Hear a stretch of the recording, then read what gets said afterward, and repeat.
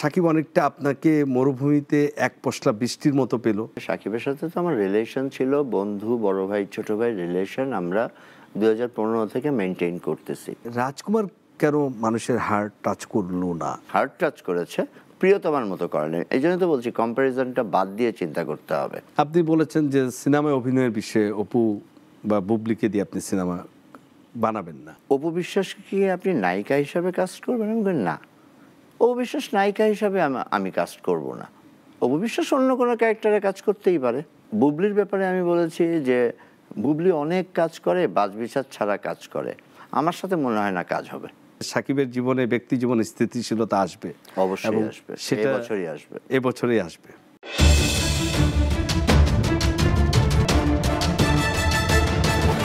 বলা না বলা অনুষ্ঠানে স্বাগত জানাই দর্শক। আমাদের আজকের অতিথি প্রযোজক শিল্পী আরশাদ আদনান। আরশাদ আদনানের নামটা আপনারা ইতিমধ্যেই জানেন। আমাদের মিডিয়ার কল্যাণে, সোশ্যাল মিডিয়ায়, খবরের কাগজে প্রতিনিয়তই আরশাদ আদনানের সাক্ষাৎকার ছাপা হচ্ছে, তার উদ্ধৃতি ছাপা হচ্ছে।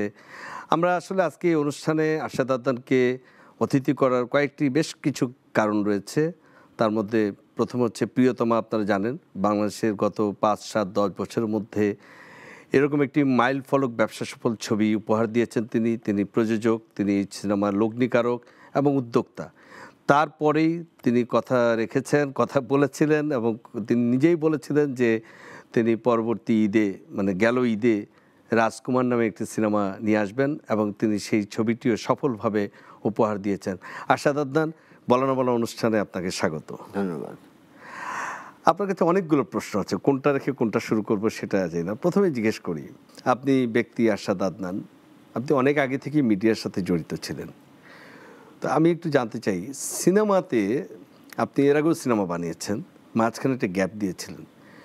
প্রিয়তমা সিনেমাটা করার আসলে আপনার মূল পরিকল্পনা কিভাবে আসলো বা কেন করেছিলেন ছবিটি? আসলে প্রিয়তমা ছবিটার স্ক্রিপ্ট আমার অনেক আগেই কিনে রাখা। তো 2016-তে আমি লাস্ট ফিল্ম বানিয়েছি, তারপরে আমার একটা গ্যাপ ছিল। তারপরে করোনা পরবর্তী সময়ে যখন সিনেমার অবস্থা খুব নাজুক পরিস্থিতির দিকে গেল, তখন আমি ডিসিশন নিলাম যে আমি আবার সিনেমাতে ইনভেস্ট করা শুরু করব। আবার আমি সিনেমা বানাবো, মেইন স্ট্রিমের কোনো ওটিটি প্ল্যাটফর্ম না, মেইন স্ট্রিমের সিনেমা বানাবো।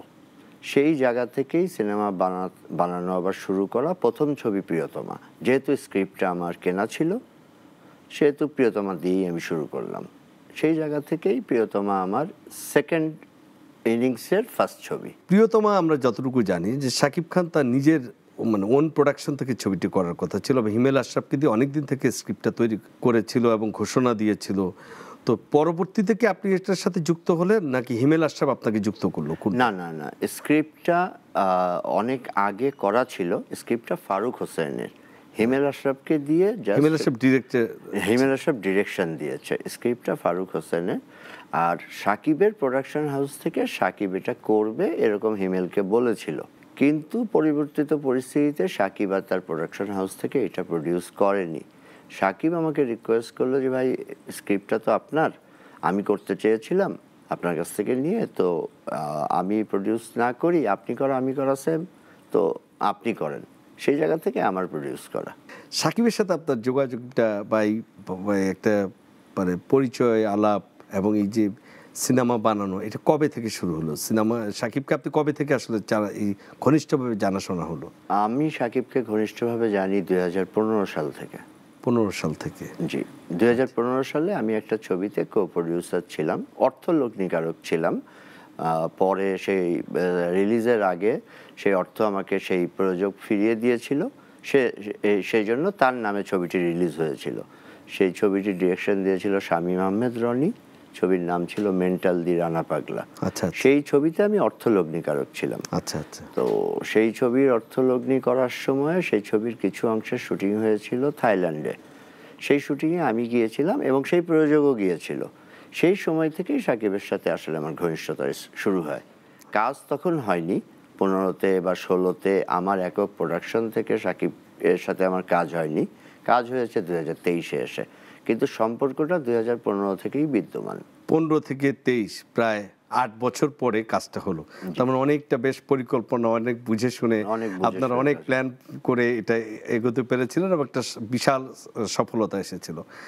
আশা দাদার একটা জিনিস একটু জানতে ইচ্ছে করে যে বিষয়টাকে একটু ওরকম ছিল যে যখন আপনি সাকিবের কে নিয়ে সিনেমা শুরু করলেন এই প্রিয়তমা, তার আগে সাকিবের জীবনে, ব্যক্তি জীবনে বা তার ক্যারিয়ার জীবনে অনেক ধরনের চড়াই উতরাই যাচ্ছিল, ঝড়ঝাপটা আসছিল। সাকিবের যেমন অসংখ্য ভক্ত ছিল, তেমনি সাকিবের চারিদিকে অনেক সমালোচনাকারী, অনেক শত্রু, মানে সাকিবের সাথে অনেকের দ্বন্দ্ব। ঠিক সে সময় আমরা জানলাম যে আপনার বাবা আমাদের মহামান্য রাষ্ট্রপতি বাংলাদেশের, গণপ্রজাতন্ত্রী বাংলাদেশ সরকারের, তিনি রাষ্ট্রপতি হতে যাচ্ছেন। এই বিষয়টা কি এরকম যে সাকিব অনেকটা আপনাকে মরুভূমিতে এক পশলা বৃষ্টির মতো পেল?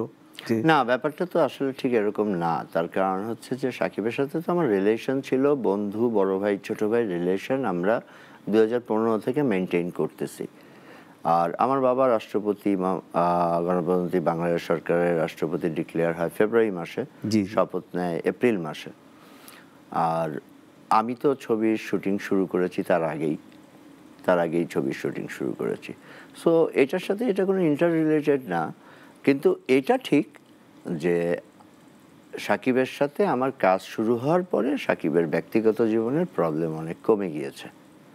কারণ যেভাবে সাকিবের দিকে নানাভাবে কারণে অকারণে নানাভাবে অভিযোগের আঙ্গুল তোলা হচ্ছিল, বিনা কারণে সাকিবকে নিয়ে প্রোপাগান্ডা রটছিল, এবং আরশাদ আদনান সাকিবের জীবনে এমন একজন অভিভাবক বা ভাই বা বন্ধু হয়ে এলেন যে অনেকটাই দেখা গেল যে অনেকগুলো দিনে পানির মতো পরিষ্কার হয়ে যায়। দেখেন, আমি একটা জিনিস আপনাদেরকে ক্লিয়ার করতে চাই। আমি সিনেমা ভালোবাসি, বাংলা সিনেমা ভালোবাসি। বাংলা সিনেমা ভালোবাসতে গেলে বাংলা সিনেমা বানাতে হবে, সিনেমা নিয়ে কাজ করতে হবে। বাংলা সিনেমা যদি বানাই তাহলে আমাদের দেশের সুপারস্টার কে? শাকিব খান। শাকিব খানের সাথে আমার একটা বন্ধুত্ব বিদ্যমান, সেটার পাশাপাশি আমাদের একটা প্রফেশনাল রিলেশনও আমরা তৈরি করলাম যে আমরা আসো প্রফেশনালি কাজ করি। বন্ধুত্বের জায়গায়, প্রফেশনালিজমের জায়গায়। আমি ছবি বানাবো, সেখানে আমি তো অবশ্যই অর্থলগ্নি করলে সেই অর্থ ফেরত চাবো। তো সেই অর্থ ফেরত চেতে গেলে আমার তো একজন সুপারস্টার বা যাকে নিয়ে টাকা ফেরত আসবে তাকে নিয়ে কাজ করতে হবে। সেই জায়গা থেকে আমার সাকিবকে নিয়ে কাজ করা। তো সাকিবকে নিয়ে কাজ করতে গেলে আমার প্রভাব, আমার বলয়ে সাকিবের সাথে যদি কোনো অন্যায় আর না হয়, তো আমি তো মনে করবো এটা ভালো বাংলা সিনেমার জন্য।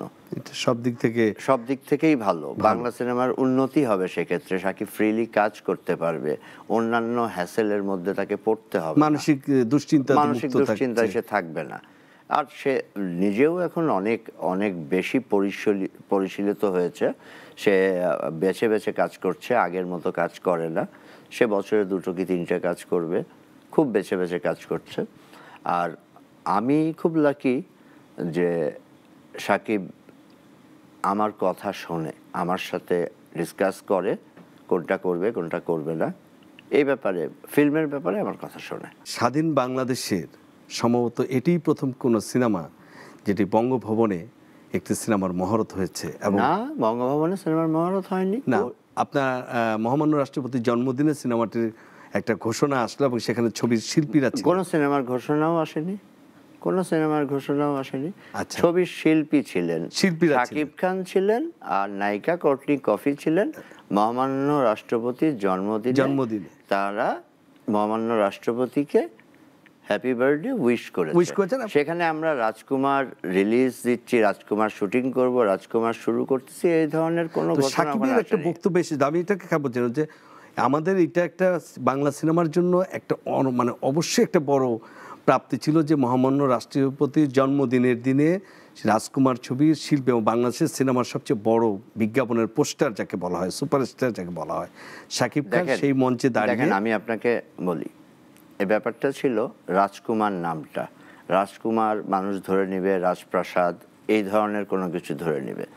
এই জন্য আমরা কোর্টনি কফি সেই সময় শুটিংয়ের জন্য বাংলাদেশে এসেছিলাম। আমরা সাকিবকে আব্বার বার্থডেতে ইনভাইট করছিলাম, সেখানে অনেকেই ইনভাইটেড ছিল, কোনাল ছিল, নবনীতা ছিল, চঞ্চল ছিল, সবাই ইনভাইটেড ছিল। সেখানে আমার প্রিয়তমা ছবির নায়িকা ইদিকা পালও ইনভাইটেড ছিল। আর 11 তারিখ থেকে আমরা শুটিং স্টার্ট করব। 10ই ডিসেম্বর আমার বাবার জন্মদিন ছিল। সো কর্টনি কফিও বাংলাদেশে ছিল। সো কর্টনি কফি যেহেতু আমার পরের ছবির নায়িকা, সেজন্য স্বভাবতই তাকে ইনভাইট করছি। আর আমাদের একটা প্ল্যান ছিল, আমরা বঙ্গভবনের লবিতে একটা ছবি তুলব, যেই ছবি দিয়ে আমরা তার পরের দিন রাজকুমারের শুটিং স্টার্ট হয়েছে ঘোষণাটা সোশ্যাল মিডিয়ায় দেব। এই জন্য আমাদের ওরকম একটা লবি দরকার ছিল, সেই সুবিধাটুকু আমরা নিয়েছি, দ্যাটস অল। এছাড়া মহামান্য রাষ্ট্রপতির জন্মদিনে রাজকুমারের কোনো ঘোষণা হয়নি। সাকিব তার বক্তৃতায় বলেছে, আল্লাহর রহমতে মহামান্য রাষ্ট্রপতি, আপনি একটি ছেলে পেয়েছেন যে চলচ্চিত্র বান্ধব, যে প্রিয়তমা উপহার দিয়েছে আমাদেরকে। আমরা আবার সেই একই টিম রাজকুমারের শুটিং আগামীকাল থেকে শুরু করতে যাচ্ছি। আমি সেটা বলছিলাম, মানে এটা জাস্ট জানিয়েছিল, ইনফর্ম করেছিল। জি, প্রোগ্রামের একদম এন্ডে। That's all with Rajkumar and মহামান্য রাষ্ট্রপতির জন্মদিন এন্ড বঙ্গভবন। আচ্ছা, তিনি আপনার বাবা, মানে আপনি তার একমাত্র সন্তান। প্রিয়তমা ছবিটি যখন দেখলেন, এবং আমরা দেখেছি যে তিনি খুব, মানে পুরো ছবিটিও সেই সময় বসে দেখছেন, আপনার মাও ছিলেন, সেই ছবি দেখার পর ওনার খুব ইতিবাচক এক ধরনের প্রতিক্রিয়া ছিল, এবং জানা গেছে যে তিনি পুরো ছবিটা বেশ উপভোগ করেছেন, এবং সন্তান হিসেবে যে আপনি এরকম একটা ছবি লগ্নি করেছেন, একটা যে সিনেমাটা আপামর মানুষ দেখছে, তিনিও বাবা হিসেবে বেশ প্রীত ছিলেন। তো রাজকুমার কি দেখেছেন তিনি, বা দেখাবেন? রাজকুমার দেখাবো। আচ্ছা, আপনার কি মনে হয় প্রিয়তমা দেখার পরে ওনার মধ্যে যে সন্তুষ্টি ছিল, রাজকুমার কি সেই সন্তুষ্টি, বা যে প্রযোজক হিসেবে আপনি আশা করেন? অবশ্যই আশাবাদী। আমি নিজেও তো দেখি নাই, এই কারণে তো আমি নিজেও ছবি দেখি নাই, আমি আমার বাবা মাকে নিয়ে ছবি দেখবো। আচ্ছা আচ্ছা, এখন একটা জিনিস বলি, আপনি কি শুধু অর্থলগ্নিকারক, নাকি আপনি ক্রিয়েটিভ প্রযোজক, বা আপনি কন্টেন্টে হাত দেন, কথা বলেন? আমি অর্থলগ্নিকারক প্রযোজক নই। আপনি একই সাথে কন্টেন্ট নিয়ে ভাবেন, আপনি কন্টেন্টে, আপনি যে ভাষাই বলেন না কেন, আমি ছবির সঙ্গে ওতপ্রোতভাবে জড়িত থাকি। এইটাই আসলে প্রয়োজন। শুধু অর্থলগ্নি করলে ছবির টাকা আসলো কি আসলো না এই চিন্তা থাকলে একটা ভালো প্রোডাকশন টিমমেট হিসেবে করতে হয়। সেই জায়গাতে দেখেন, আমি টেবিলে কাজ করতে ভালোবাসি। আমি আমার একটা জীবনে চাকরি করেছি, টেবিল ওয়ার্ক করেছি। সো টেবিল ওয়ার্ক আমি খুব পছন্দ করি। তো আমি মনে করি table work is the foundation of anything, any kind of thing. Table ওয়ার্কটা ফাউন্ডেশন। সো একটা ছবি ভালোভাবে তৈরি হতে পারে যদি তার ফাউন্ডেশনটা স্ট্রং থাকে। আমি একটা ছবির করব, স্ক্রিপ্টিং শেষ হওয়ার পরে মিনিমাম 3 মাস সময় নেই টেবিল ওয়ার্ক করতে। আমি টেবিলে ছবি দেখি, আমি কিন্তু অনস্ক্রিন ছবি দেখি না, আমি টেবিলে ছবি পোর্ট্রেট করি। রাজকুমার সিনেমাটা আমি দেখেছি, আমার কাছে কতগুলো জিনিস মনে হয়েছে, এবং রাজকুমার নিয়ে সিনেমাটি মুক্তির আগে এবং পরে অনেক ধরনের ইতিবাচক, অনেক ধরনের নেতিবাচক কথা এসেছে। অবশ্যই, এবং যে কোনো কাজ দিয়ে এটাই হওয়াটা স্বাভাবিক। সবার জন্য তো ভালো হবে না, সবার ভালো লাগবে না। অনেকে প্রিয়তমার সাথে রাজকুমারকে তুলনা করতে, সমস্যাটা তো ওই জায়গাটাতেই। তাহলে তো আমার রাজকুমার না বানায় প্রিয়তমা 2 বানানো উচিত ছিল। কিন্তু দর্শকের এক্সপেকটেশন তো অস্বীকার করতে পারবেন না। অন্য কোনো ছবি তো আর বানানো যাবে না। তাহলে প্রিয়তমা 1 বানিয়েছি, প্রিয়তমা 2 বানাই, 3 বানাই, 4 বানাই, 5 বানাই, এখন তাই করতে হবে। হ্যাঁ, এছাড়া তো উপায় দেখছি না। কিন্তু দর্শক কেউ যদি কারোর সাথে কোনোটা কম্পেয়ার করে, এটার গান ওটার গান কম্পেয়ার করে, ওটার এন্ডিং এটার এন্ডিং কম্পেয়ার করে, ওটার লোকেশন এটার লোকেশন কম্পেয়ার করে, ওটার ডায়লগ এটার ডায়লগ কম্পেয়ার করে, তাহলে তো আমার করার কিছু নাই। কম্প্যারিজনটা বাদ দিয়ে ছবিটা একটা মৌলিক গল্পের ছবি, ছবিটাকে জাস্টিফিকেশন দিতে হবে। প্রিয়তমার সাথে কম্পেয়ার আমরা করতে চাই না। শুনেন, যুগে যুগে প্রিয়তমা একটাই হয়, প্রিয়তমাই একটা মাইল ফলক সেট করে গিয়েছে। এটা কি এক্সাম্পল না এক্সেপশনাল, কোনটা বলবেন? এটা এক্সেপশনাল, প্রিয়তমা এক্সেপশনাল, একেবারে এক্সেপশনাল। বিকজ প্রিয়তমা সাধারণ মানুষের হার্ট টাচ করেছে। সব ছবি হার্ট টাচ করে না, সব ছবি হার্ট টাচ করে না। এই জায়গাটা আমার প্রশ্ন, যে প্রিয়তমা যতদিনে শুটিং করেছেন, তার প্রি প্রোডাকশনের কাজ অনেক দিন ছিল, কিন্তু আপনি যদি দেখেন শুটিং টাইমটা এবং পোস্ট প্রোডাকশনের সময়, তার চাইতে রাজকুমারের অনেক বেশি শুটিং টাইমটা আপনারা পেয়েছেন। আমরা একই ডে শুটিং করেছি। আচ্ছা, একই ডে। তাহলে আমার প্রশ্ন হচ্ছে, রাজকুমার কেন মানুষের হার্ট টাচ করলো না? না, এখন রাজকুমার মানুষের হার্ট টাচ করে নাই আমি তো এটা বলবো না। প্রিয়তমার মতো করেনি, প্রিয়তমার মতো করে নাই, হার্ট টাচ করেছে। প্রিয়তমার মতো করেন। এই জন্য তো বলছি কম্প্যারিজনটা বাদ দিয়ে চিন্তা করতে হবে। দেখেন আমরা আপনার কথায় যদি আসি, আমরা প্রিয়তমা শুটিং করেছি 36 দিন, 46 দিনের মাথায় রিলিজ দিয়েছি। আমরা রাজকুমার শুটিং করেছি 37 দিন, কিন্তু রিলিজ দিয়েছি তার থেকে 2 মাস পরে। এখন ঘটনাটা কি? ঘটনাটা হচ্ছে প্রিয়তমাতে আমাদের এডিটিং টোটালটাই বাংলাদেশে হয়েছিল, কিন্তু রাজকুমারে গানের এডিটিং এবং ফাইটের এডিটিং চেন্নাই এবং মুম্বাইতে হয়েছে। সো সেগুলো আসতে দেরি হয়েছে, সেগুলো সিঙ্ক হতে দেরি হয়েছে। এই জন্য আমরা আনডান ছিলাম, আমরা রেডি করতে পারছিলাম না। টাইম ফ্যাক্টরটা ওখানে গিয়েছে, যে টাইমের কথা আপনি বলছেন। আর যে কয়দিন আমাদের প্রিয়তমাতে এডিটিংয়ে লেগেছে, রাজকুমারের কিন্তু সেই কয়দিনই এডিটিংয়ে লেগেছে। তার কারণ প্রিয়তমাতে কিন্তু আমরা অনলাইন এডিট করেছি, প্রতিদিনের ফুটেজ প্রতিদিন এডিট করেছি। রাজকুমারে কিন্তু আমরা তা করিনি। রাজকুমারে আমরা পুরা শুটিং শেষ হওয়ার পর এডিট করেছি। সো প্রিয়তমাতে এডিটিংয়ে যে কয়দিন লাগার কথা সেটাই লেগেছে, রাজকুমারেও ঠিক সেই দিনই লেগেছে। সো প্রিয়তমার থেকে রাজকুমারকে বেশি সময় দিয়ে করা হয়েছে, প্রিয়তমা কম সময় পেয়েও অনেক বেশি হার্ড টাচ করেছে, এই ব্যাপারগুলো ঠিক না।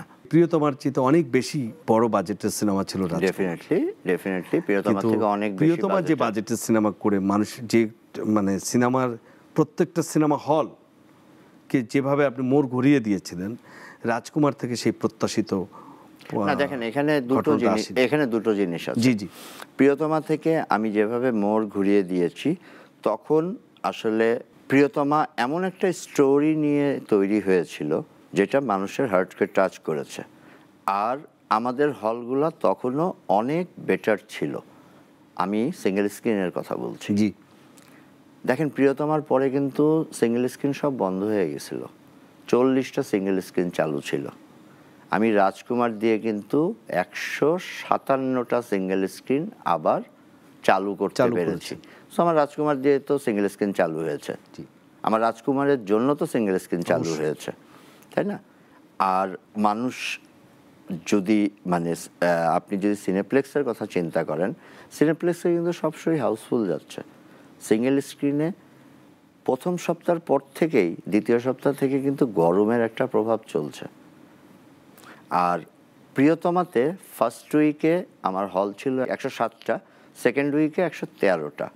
রাজকুমারে আমার ফার্স্ট উইকে হল ছিল 127টা, সেকেন্ড উইকেও 127টা।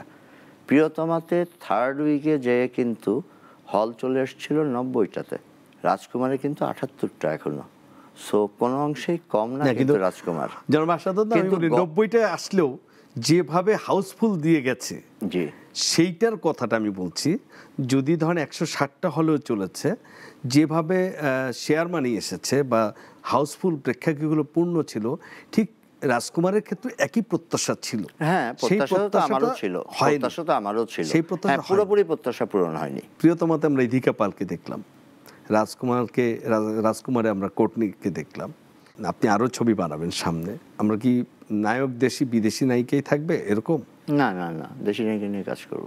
একটা জায়গায় অনেকেই বলছে যে যেহেতু মায়ের সেন্টিমেন্টের গল্প নিয়ে সিনেমাটা তৈরি হয়েছে, মা মুক্তিযুদ্ধ, কিন্তু মা তো একটা সবার আগে মানুষের। হ্যাঁ, সেখানে মায়ের ক্যারেক্টারই যাকে আনা হলো, এটাকে আপনি একটা চমক উপহার দিতে চেয়েছিলেন আপনারা? মাহি, যেহেতু মাহি একজন বড় স্টার, শাকিব খানের মায়ের চরিত্রে আসবে একটা গেস্ট অ্যাপিয়ারেন্সে, এটাকে আসলে চমক দিতে চেয়েছিলেন, বা যে উদ্দেশ্যে দিয়েছেন সেটা কি আসলে সফল হয়েছে কিনা, নাকি মায়ের? না, কিছুই না। আপনি দেখেন মাহি কি দুর্দান্ত অ্যাক্টিং করেছে। মায়ের যে প্রথম সময়টা, দ্বিতীয় সময় মায়ের বৃদ্ধ লুকটা বাদ দিয়ে আপনি প্রথম সময়ে দেখেন মাহি কি দুর্দান্ত অভিনয় করেছে।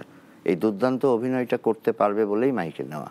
বাহুবলীতে যে মায়ের চরিত্রে, যে শিবগামী চরিত্রে যিনি অভিনয় করেছিলেন, তাকে আসলে আপনারা প্রথম চিন্তা করেছিলেন মায়ের চরিত্রটা করার? প্রথম আমার ব্রেন চাইল্ড ছিল উনি। জি। কিন্তু পরবর্তীতে কি এটা আপনারা মনে করেছিলেন যে না, এত অল্প সময়ের জন্য তাকে দরকার নেই এরকম? নাকি না না না না না, এর ব্যাপারটা এরকম ছিল না। ব্যাপারটা ছিল পুরোটাই ফাইন্যান্সিয়াল। ওনার যে শিডিউল আর টাইম আমরা যে চেয়েছিলাম, সেটার জন্য উনি যে রেমুনারেশন আস্ক করেছিল, সেটা আসলে আমাদের হিসাবে অনেক বেশি হচ্ছিল। আচ্ছা। সেই জায়গা থেকে এটা চেঞ্জ করা। আরশকে বাবার চরিত্রে নিয়ে আসা হলো, আপনি নিজেও দেখেছেন আরশের যে দাড়িটা, ওটা একটু এটা কি একটু দুর্বল কাজের দিক ছিল না? দুর্বলতা ছিল, ওটা দুর্বলতা ছিল। আমি আপনার কাছে এবার অন্য একটা প্রশ্ন করছি। কিছুদিন ধরে আপনি তো এখন সরব গণমাধ্যমে প্রচুর, আপনার যে কোনো বিষয়ে, মানে বিশেষ আপনাদের করে দোয়া, সিনেমার। আপনাদের দোয়া। না, আপনাকে, কারণ আপনি কথা বলতে পারেন, আপনি সেই যেটা বলেন সেটা করার চেষ্টা করছেন। তো 2-3টা ইস্যু টোটাল সিনেমা ইন্ডাস্ট্রিতে আপনাকে এখন দেখা যেন একজন, আপনি সবার কাছে একটা আশার আলো, যে আরশাদ আদনান এখানে থাকলে এই কাজটা হবে। আরশাদ আদনান, দেখেন বাবু ভাই, আপনার সাথে আমার রিলেশন আজ কতদিনের, আমি রিলেশন মেনটেন করি। আমি কখনো ভাঙতে শিখিনি, আমি জোড়া করতে শিখেছি। আমি বছরকে মানে মাসকে মাস, বছরকে বছর ধরে রিলেশন মেনটেন করে গিয়েছি। সেটার সুফল যদি আজ 12 বছর আমার মিডিয়া ক্যারিয়ার, 12 বছর পরে এসে যদি পাই, তা তো ভালোই লাগে। এখন সবাই তো এটা মানে একটা জায়গায় একটা সময় পার করার পরে অ্যাপ্রিসিয়েশন তো আশা করতেই পারে। সেই অ্যাপ্রিসিয়েশনটা পাচ্ছি হয়তো। আপনার একটা ইন্টারভিউ কোট ধরে বলি, অপু এবং বুবলি দুজনকে নিয়ে আপনি একটা সুন্দর কথা বলেছেন। যদি আপনার ভাই, ছোট ভাই বলেন, বন্ধু বলেন, শাকিব খানের 2 সন্তানের মা তারা, আপনি বলেছেন যে সিনেমায় অভিনয়ের বিষয়ে অপু বা বুবলিকে দিয়ে আপনি সিনেমা বানাবেন না। মানে একটু এটা কি জানতে পারি যে এটা আসলে কেন, মানে তার না, অপু বা বুবলিকে নিয়ে সিনেমা বানাবো না এরকম কথা তো বলি নাই। এরকমই না না না, কথাটা কিন্তু এরকম না। আচ্ছা, আপনি কি বলেছেন? আমি বলেছি অপু বিশ্বাসকে কি আপনি নায়িকা হিসাবে কাস্ট করবেন? আমি বলি না, অপু বিশ্বাস নায়িকা হিসাবে আমি কাস্ট করব না। অপু বিশ্বাস অন্য কোনো ক্যারেক্টারে কাজ করতেই পারে। আর বুবলির ব্যাপারে আমি বলেছি যে বুবলি অনেক কাজ করে, বাছবিচার ছাড়া কাজ করে। আমার সাথে মনে হয় না কাজ হবে। আমার কথা এরকমই ছিল। যদি সে বাদ বিচার করে আপনি তাকে নেবেন? এখন তো আর সময় নেই, এখন তো অনেক করে ফেলেছে। এখন আর বাছবিচার করেই বা লাভ কি? না, কিন্তু সে তো যে সিনেমাগুলো করছে বা করেছে, দেয়ালের দেশ এবং দেয়ালের দেশটা তো মানে অনেকটাই, মানে একটু আনকমন সিনেমা না? আমি দেখিনি, আমি জানি না, আমি দেখলে আমি বলতে পারবো। ঠিক আছে, আপনার কাছে প্রশ্ন আরেকটা বিষয়। আপনি একটা ভালো কথা বলছেন যে সাকিব আপনার সাথে অনেক কিছু শেয়ার করে, ডিসকাস করে, এবং তার মানে আপনি তার সাথে কাজ করা শুরুর পর থেকে তার অনেক সঠিক পরামর্শ বা ভালো পরামর্শ যতটুকু পারেন আপনি দেন বা আপনার সাথে আলোচনা করেন। আপনারা তো এটার প্রতিফলন দেখছেন। 2023 থেকে শুরু হয়েছে 2024 রানিং। সেটাই দেখছি, দেখছেন আপনারা? সেটাই দেখছি। ঈদের আগে থেকে শুরু হয়ে এখন পর্যন্ত চলছে। যেহেতু সাকিব আপনার খুব ঘনিষ্ঠ বন্ধু, ছোট ভাই, এই জন্যই জিজ্ঞেস করছি। তার ব্যক্তি জীবনটা কোথাও স্থিতিশীলতা আসছে না, তো বন্ধু হিসেবে আপনি সেই দায়িত্বটা কেন নিচ্ছেন না? এটা না, আমি অবশ্যই দায়িত্ব নিয়েছি। তার লাইফে স্থিতিশীলতা আসবে, খুব দ্রুতই আসবে। এখন একটা কথা চাওয়া হয়েছে যে সাকিব এবছরই বিয়ে করবে। এটা সাকিবের মুখ থেকে কমেন্টস না আসা পর্যন্ত আমি কিছু বলবো না। বা এই প্রথম বিষয়ে কি সে আপনি বলবে, কিছু জানেন তারপরে কিনা? আমি অবশ্যই জানি সে প্রথমে স্টেটমেন্ট দিবে, সে বলবে, তারপরে আমি বলবো। তার স্টেটমেন্ট তারই তো আগে দেওয়া উচিত। হ্যাঁ, তা তো অবশ্যই। যেহেতু কিছুদিন আগেই মানে আমাদের নাগরিক টেলিভিশনেই বুবলি দাবি করেছেন যে তাদের বিবাহ বিচ্ছেদ হয়নি, এবং খুব জোর গলায় বলেছেন যে আমরা এখনো সময় কাটাই, তবে আমরা আলাদা থাকছি, আমাদের কিছু আন্ডারস্ট্যান্ডিং এর সমস্যা হচ্ছে, এবং এটা ঠিক হলে এই কথাগুলোর অ্যাপ্রোপ্রিয়েট অ্যান্সার মনে হয় সাকিবই দিতে পারবে। এই কথাগুলোর না, আমি অ্যাপ্রোপ্রিয়েট আপনাকে অ্যান্সার দিতে বলছি না, কিন্তু আবার ধরেন যে তার যে সাবেক স্ত্রী অপু বিশ্বাস বিভিন্ন সময় তার সংবাদ মাধ্যমে এসে যে অপু বিশ্বাসের সাথেও সাকিবের একটা ভালো একটা সময় কাটছে, যেহেতু সে জয়ের মা, তারা সাকিবের ফ্যামিলির যে কোনো কিছুর প্রয়োজনে সে যাচ্ছে আসছে। তো একটা স্বাভাবিকভাবে প্রশ্নটা, আপনার যেহেতু নায়ক সে এবং আগামীতে আরও কাজ করবে, অনেকের মধ্যে প্রশ্ন হচ্ছে যে আসলে কি তাহলে পুরোটাই কি হচ্ছে বা কি ঘটছে? দেখেন, সাকিব তো একটা বাবা, জয়ের বাবা, বীরের বাবা। জয় এবং বীর সাকিবের সাথে দেখা করতে আসে, অপুদি নিয়ে আসে, বুবলি নিয়ে আসে। সেই দেখায় যদি সময় কাটানো বলা হয়ে থাকে, আমার মনে হয় ভুল বলা হচ্ছে। অপুদি জয়কে নিয়ে আসা, সেই দেখা যদি অনেক সময়ের দেখা বলা হয়ে থাকে, আমার মনে হয় ভুল বলা হচ্ছে, ভুল ব্যাখ্যা করা হচ্ছে। বাসায় যাচ্ছে, আতিথ্যতা করছে, বাসায় রান্না বান্না করে নিয়ে যাচ্ছে, একসাথে খাওয়া দাওয়া করছে, শ্বশুর শাশুড়ির খেদমত করছে। না, এই ব্যাপারগুলো বোধ হয় না এতটা সরব না, এতটা সরব না। ফোকাস পাওয়ার জন্য বা প্রচার পাওয়ার জন্য এটা বলা হচ্ছে। অনেক কিছুই তো হয়। তাহলে আপনার কাছ থেকে অন্তত সাকিবিয়ানরা এইটুকু আশ্বস্ত হতে পারে আজকে যে সাকিবের জীবনে, ব্যক্তি জীবনে স্থিতিশীলতা আসবে। অবশ্যই আসবে, সেটা এবছরই আসবে, এবছরই আসবে, এবছরই আসবে, সকল গুজবের অবসান ঘটবে ইনশাআল্লাহ। অতি সম্প্রতি চলচ্চিত্র শিল্পী সমিতির নির্বাচন হয়ে গেল, জি, সামনে পরিচালক সমিতির নির্বাচন, জি, এরপরে প্রযোজক সমিতির একটা নির্বাচন মামলার কারণে ঝুলে আছে। জি, টোটাল ইন্ডাস্ট্রিতেই এক ধরনের অস্থিরতা বিরাজ করে বহুদিন ধরে। কেউই বলতে পারবে না যে কে কি কাজটা করছে বা করবে। প্রত্যেকের মধ্যে নেতৃত্বের একটা আকাঙ্ক্ষা এবং গোত্রে গোত্রে একে অপরের বিরুদ্ধে হিংসা বিদ্বেষ। এই ইন্ডাস্ট্রি থেকে কি ভালো কিছু আশা করা যায়? এগুলো তো থাকবেই, এগুলো মানুষে ভেদাভেদ থাকে, সংগঠনের ভেদাভেদ থাকবে, নেতৃত্বের লড়াই থাকবে, সমিতি থাকবে, একটা প্যানেল থাকবে, কেউ নেতা হতে চাবে, কেউ নেতার কর্মী হতে চাবে, এরকম তো থাকবেই। এর মধ্যে দিয়েই এগিয়ে যেতে হবে, কাজ তো এর মধ্যে দিয়েই করতে হবে। এভাবেই যুগে যুগে চলছে, এভাবেই চলতে হবে, এভাবেই এর ভিতর থেকে বেটারটা বের করে নিয়ে আসতে হবে, এর ভিতরের মধ্যে থেকে যেটা সবচেয়ে বেটার সেটা বের করে নিয়ে আসতে হবে। এখানে হয় কি, মানে আমাদের নেতৃত্বের একটা সংকট আছে। এখানে কথা অনেক বলা হয়, কাজ অনেক কম করা হয়। আমি কাজে বিশ্বাসী, আমি কথা কম বলি। আমি এফডিসি কেন্দ্রিক সমিতিগুলোর ব্যাপারে কথা কম বলি। তার কারণ কোনো সমিতির কোনো পদে অধিষ্ঠিত হওয়ার কোনো শখ বা বাসনা আমার নাই। আমি চাই একটা সম অবস্থান বিরাজ করুক, সবাই চলচ্চিত্রের জন্য কাজ করুক। আমি সেই লক্ষ্যে কাজ করছি। আমি কাজ করছি চলচ্চিত্রটাকে একটা শক্ত প্ল্যাটফর্মের পর দাঁড় করানোর জন্য, যেখানে সবার জন্য সমান অধিকার হবে। এখানে সবার জন্য সমান অধিকার নাই। যে বলতে পারে, যার গলার জোর বেশি, তার জন্য অধিকার বেশি। এই জিনিসটা ঠিক না, এই জিনিসটা ঠিক না। এখানে সমাবস্থান বিরাজ করতে হবে, এই লক্ষ্যে কাজ করছি। শিল্পী সমিতির ইলেকশন হয়ে গেল, ইলেকশনে ভোটাররা যা রায় দিয়েছে সেই অনুযায়ী প্যানেল নির্বাচিত হয়েছে। সামনে পরিচালক সমিতির নির্বাচন, সেখানে 2-3 কয়টা প্যানেল হবে আমি জানি না এখনো। যেটা হবে সেখান থেকে ভোটাররা যাকে ভোট দিবে সেটা হয়ে আসবে।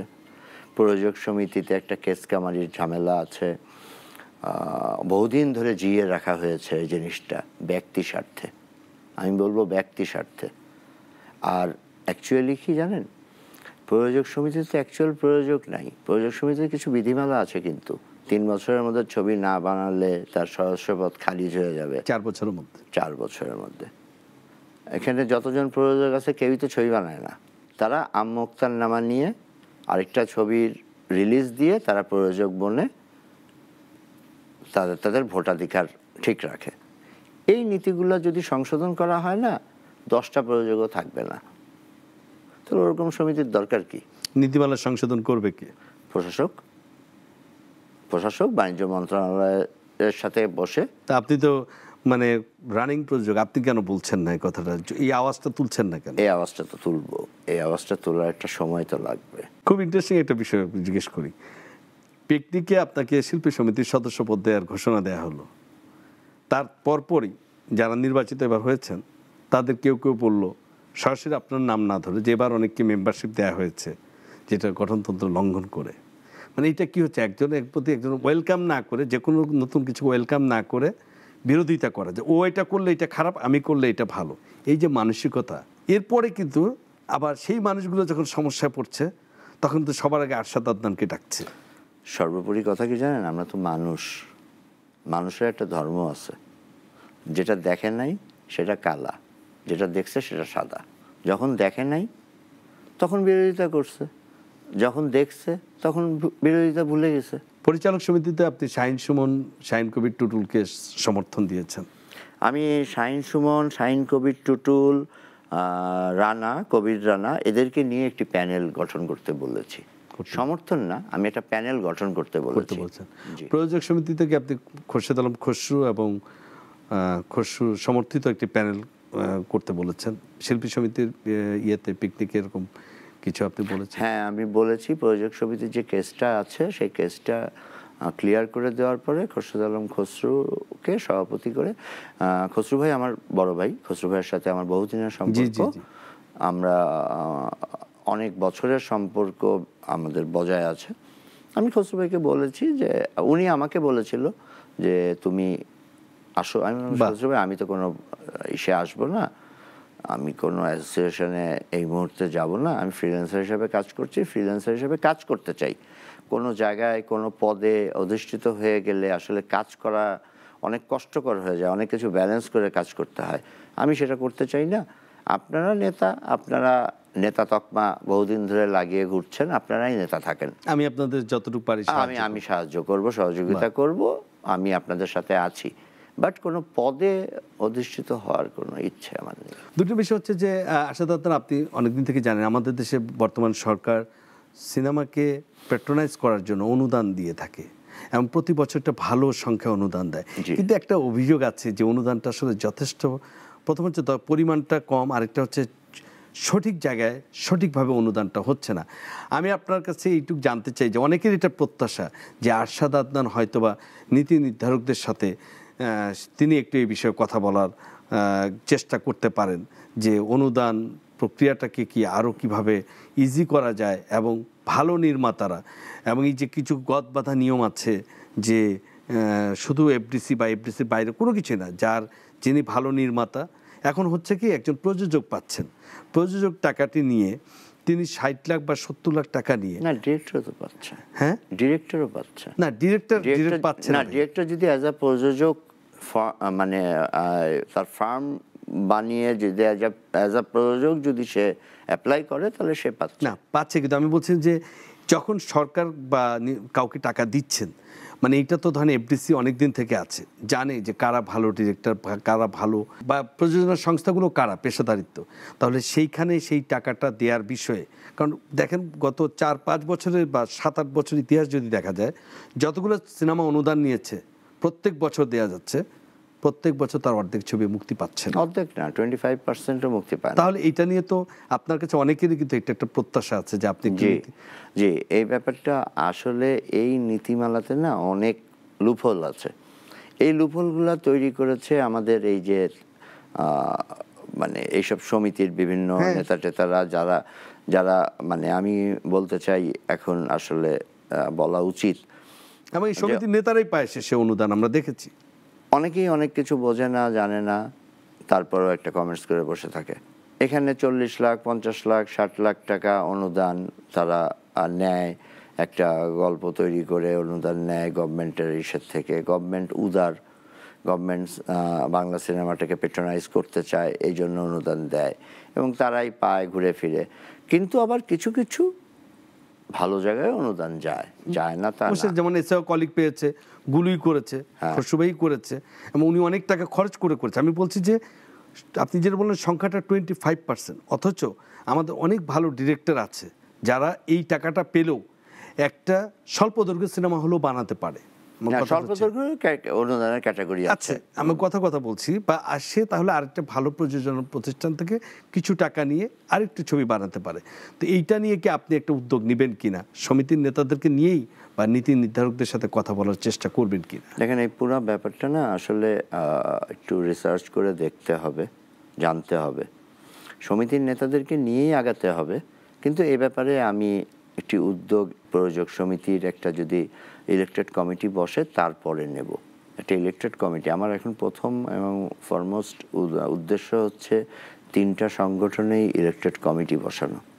ইলেকটেড কমিটি বসালে কাজ করা অনেক সহজ হয়, তাদেরকে দিয়ে কাজ করানো যায়। আচ্ছা, কিছুদিন আগে এফডিসিতে যাওয়ার পর একটা ব্যানার দেখলাম, সেখানে আপনার দৃষ্টি আকর্ষণ করেছে প্রায় কয়েকশো কর্মকর্তা কর্মচারী, যে আমরা এত মাস বেতন পাই না, মানুষের অনেক আহাজারি, মানে এফডিসিতে অনেক সমস্যা আছে। তো এগুলোর বিষয়ে কি আপনি একটু? এফডিসিতে সমস্যা থাকবে, তার কারণ এফডিসিতে এখন কাজ হয় না, জি, বেতন কোত্থেকে হবে?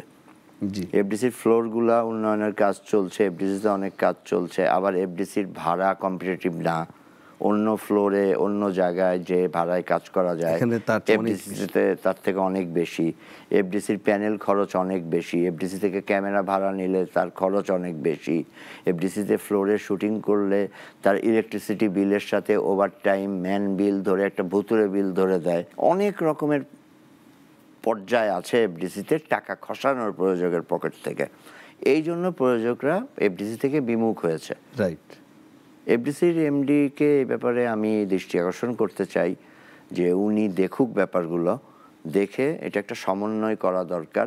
বাইরের ক্যামেরা কত ভাড়া, এফডিসির ক্যামেরা কত ভাড়া, একই ক্যামেরা, এমন না যে এফডিসির ক্যামেরা অনেক আপগ্রেডেড এই জন্য ভাড়া বেশি, তা না। একই ক্যামেরা বাইরে যদি সেটা 15,000 টাকা ভাড়া হয়, এফডিসিতে 25,000 টাকা, তাহলে আমি এফডিসি থেকে কেন ভাড়া নিব? তো এই জিনিসগুলো ওনার সমন্বয় করা উচিত। সমন্বয় করলে আমরাই ভাড়া নিব, আমরাই নিব সরকারি জিনিস। আমরা তো চাবো সরকারি জিনিস ইউজ করি, যদি ভাড়াতে আমরা পুষাইতে পারি তাহলে তখন বেতনগুলো ঠিক মতো হবে, এফডিসিতে কাজ ফিরে আসবে। এফডিসিতে তো কাজ নাই। এবং আরেকটা বিষয় যে এফডিসি কিন্তু চলচ্চিত্র উন্নয়ন, মানে এটা সেবা দেয়া হয় চলচ্চিত্র উন্নয়নের জন্য। একটা মজার বিষয় হচ্ছে আমরা যদি বেসরকারি হাসপাতালে যাই সেখানে অনেক ট্রিটমেন্ট ফি বেশি, সরকারি হাসপাতালে ভালো ডাক্তার থাকে, ট্রিটমেন্ট কম, কিন্তু সরকারি হাসপাতালে সংকুলন হয় না বলে আমরা বেসরকারিতে যাই। এখানে দেখা যাচ্ছে এফডিসি পুরোটাই ফাঁকা পড়ে আছে, কিন্তু বেসরকারি হাউসগুলো তারা ব্যবসা করতে পারছে কারণ তারা ভালো সেবা দিতে পারছে। এবং এই বিষয়গুলো নিয়েও আপনারা অনেকে দৃষ্টি আকর্ষণ করে এবং আমাকে ব্যক্তিগতভাবে অনেকে বলেছে, ব্যানার দিয়ে দৃষ্টি আকর্ষণ করেছে যে আপনি এটা একটু করেন, এটা দেখেন। তো আসলে সবার আগে দরকার সহাবস্থান। সহাবস্থানটা দরকার পরিচালক, শিল্পী এবং প্রযোজকের। এই সহাবস্থানটা তৈরি হলে আসলে এফডিসির এমডির সাথে ফাইট দিতে পারবো। বিচ্ছিন্নভাবে ফাইট দিয়ে কোনো কাজ হবে না। একটা সহাবস্থান তৈরি করা দরকার, একটা ইকুয়াল প্ল্যাটফর্ম তৈরি করা দরকার। কিন্তু আপনি চাইলে তো ইনফরমেশন মিনিস্টারের সাথে কথা বলতে পারেন, আপনি তাকে জানাতে পারেন, কারণ আপনার সেই এক্সেস আছে কারণ মানুষের উপকারের জন্য, ভালোর জন্য। আমি বলছি না যে আপনার কোনো প্রভাব তৈরি করা, নট দ্যাট। আমি বলছি যে এই সমস্যাগুলো নির্ধারণের জায়গায় যারা আছেন তাদের কাছে আমি এ ব্যাপারে কাজ করছি। স্পেসিফিক কিছু পয়েন্ট তৈরি করেই আমি ওনার সাথে দেখা করব। মানে শুধু মুখের কথা নিয়ে যেতে হবে না, কাগজে কলমে ওনাকে কিছু শো করতে হবে। তো ওয়েল, আরশাদ আদনান, আপনাকে সেভাবে জানতে চাই, প্রিয়তমা গেল, রাজকুমার গেল, সামনে কি কি প্রজেক্ট আসছে বলতে হবে, কোনো কথা মানে আপনি ভিতরে রাখার চেষ্টা করবেন না, আমরা আশা করবো আপনি। আমি 2টি সিনেমার কাজ শুরু করতে যাচ্ছি, একটি সামনের রোজার ঈদের জন্য আর একটি সামনের পয়লা বৈশাখের জন্য। হিমেল আশরাফ তো বলেছেন তিনি আপাতত বিদায় নিচ্ছেন। হিমেল আশরাফ কাজ করছে না, করবে না। এখন আপনার পরবর্তী ডিরেক্টরকে? একটি ডিরেক্টর সাইফ চন্দন, আরেকটি ডিরেক্টরের নাম আমি এখন ডিসক্লোজ করব না। আমাদের দেশে সেটা আপনি নিজে হতে পারেন, হতেও পারি। আমার জাস্ট মনে হচ্ছে শাকিব খান থাকছেন। নাম কি ঠিক হয়েছে? দুটো সিনেমা, একটির নাম ঠিক হয়েছে, একটু বলেন। সাহেব, যেটা সাইফ চন্দন তৈরি করবে। জি। আচ্ছা, কো আর্টিস্ট কে থাকছে এবার একটু বলেন, মানে সমস্যা নেই তো? এই মুহূর্তে ডিসক্লোজ করতে চাচ্ছি না, এটা অফিশিয়াল স্টেটমেন্ট দেব আমরা। সম্ভাব্য 2-3 জন না বলেই আমাদের, মানে আপনার আমি অফিশিয়াল স্টেটমেন্ট দেব, 7 দিনের মধ্যে অফিশিয়াল স্টেটমেন্ট দেব। আমি তো ইন্ডিয়া যাচ্ছি। মানে এর আগে কি সাকিব তার সাথে কাজ করেছে? জি। এর আগে কি সাকিব বাংলাদেশে তার সাথে কাজ করেছে? না। তাহলে তো আপনি আবার দেশে বাইরে থেকে আনছেন? না, দেশের থেকে আনছি। দেশেই? আচ্ছা, নতুন চমক তৈরি হচ্ছে ইনশাআল্লাহ। এবার সিনেমা কি হবে? প্রিয়তমা তো এক ধরনের সিনেমা ছিল, রাজকুমার তো এক ধরনের। প্রিয়তমা 2 বানাবো ভাই, তার উপায় নেই। তাহলে প্রিয়তমা 2 নাম দিচ্ছেন না কেন? দিতেও পারি, আমি তো বলি নাই দিচ্ছি না। তো দুটো ছবি কি প্যারালালি তো করতে হবে? দুটো ছবি প্যারালালি কাজ শুরু হবে। এখন একটা প্রশ্ন, আমরা কি এটা ধরে নিব আগামী 3-4 বছর রোজার ঈদ মানে আরশাদ আদনানের একটা নতুন ধামাকা আসছে? আমি তো চাই বছরে 3টা ছবি রিলিজ দিতে, ঈদের বাইরেও অন্য 2টা সময়। হ্যাঁ। কোরবানি ঈদে আপনি আর আসবেন না? কোরবানি ঈদেও আসতে পারি। এটা তো ডিপেন্ড করে অন্য কে বানাচ্ছে, তারা কি ডিক্লেয়ার দিচ্ছে, হিরো কাকে শিডিউল দিচ্ছে, হিরো কোনটা চাচ্ছে, সব কিছু মিলিয়ে ডিপেন্ড করে। হিরো যদি 2টা ঈদ আমাকে দেয়, আমি 2টা ঈদেই আসতে পারি। ধরেন রাজকুমার, আমি যতটুকু জানি যে আপনি লস করছেন না। রাজকুমার প্রিয়তমার মতো ব্যবসা হয়নি, কিন্তু রাজকুমার অনেক টাকা ব্যয়ে ছবি হয়েছে। তারপরে রাজকুমার যেভাবে যে পজিশনে টেবিলে টাকা এনেছেন, অনলাইন, ডিজিটাল এবং হল থেকেও যেভাবে 15 দিন ধরে 7-8 দিন ছুটি ছিল, যেভাবে সেল এসেছে তাতে আপনি লস করছেন না। আমার লস প্রশ্নটা করবো হচ্ছে, কেন, আমি তো অলরেডি প্রফিটে আছি। হ্যাঁ আমি সেটা বলছি, হয়তো প্রিয়তমার মতো হয়নি। আমার প্রশ্নটা ছিল, যদি লস করতেন তবু কি সাকিবকে নিয়ে ছবি বানাতেন? হ্যাঁ, আমি তো 5টা ছবি সাকিবকে নিয়ে বানাবো। নেক্সট 5টা ছবি, না, 2টা হয়েছে, আরো 3টা। এই 3টা ছবির পরে আপনি চিন্তা করবেন, এর আগে পরে চিন্তা করব। সাকিবের বাইরে অন্য কিছু চিন্তা করছেন না? না, সাকিবের বাইরে এর আগে অন্য কিছু চিন্তা করছি না। মানে আমার সাকিবের সাথে তো আমি রোজার ঈদের জন্য কাজ করব। সাকিবের সাথে আমি গত কোরবানিতে কাজ করেছি, এই রোজার ঈদে কাজ করেছি, সামনের রোজার ঈদে কাজ করব। আর অন্য সময় অন্য নায়কের সাথে কাজ করতে পারি, সাকিবের সাথে তো কাজ করবই। আর অন্য সময় যে ছবি রিলিজ দিব সেগুলো, কারণ সাকিবের সাথে যে কাজগুলো হয় সেগুলো একটু বড় বাজেটের হয়, একটু ছোট বাজেটেও কোনো কাজ করতে পারি। তার মানে সাকিবকে নিয়ে কি ঈদ ছাড়া সিনেমা রিলিজ করার অবস্থা নেই, ঈদ বা কোনো উৎসব ছাড়া? না, আমি সাকিবকে নিয়ে ঈদ ছাড়াও সিনেমা রিলিজ দিব। সেটা অনেক কঠিন হয়ে যাবে না? I don't know, market is stable right now. আমরা চেষ্টা করতেছি আরও কিছু হলগুলোকে রেনোভেট করার। আচ্ছা, ইনশাল্লাহ সামনে রোজার ঈদের মধ্যে টিকিটিং আর কিছু হল রেনোভেট হয়ে গেলে মোটামুটি 50টা যদি সিনেপ্লেক্সের মতো হল হয় না, তাহলে ছবি সাস্টেইন করে যায়। আমার সর্বশেষ প্রশ্ন, আগুন আপনি কিনে নিয়েছেন? আগুন, হ্যাঁ।